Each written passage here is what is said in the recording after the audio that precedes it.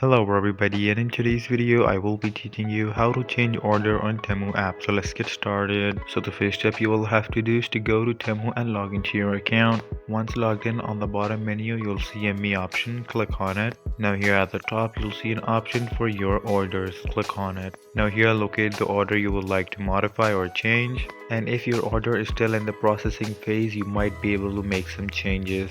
If the order is already shipped, then you won't be able to do any changes. So if available over here, you can click on it and you can look through the options. And if you want to change the item, then you'll just have to delete the order and place a new one.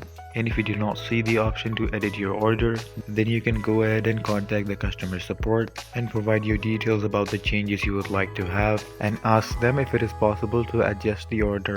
If changes are allowed, then you can just delete the first order and make a second one with the corrected items. And changes can only be made if it is in the processing state, and once it's shipped you won't be able to make any changes. If you have any further issues, you can go and contact the customer support. And there you go. If you guys found this video helpful, make sure to leave a like and subscribe to our channel. I'll see you all in the next one. Goodbye.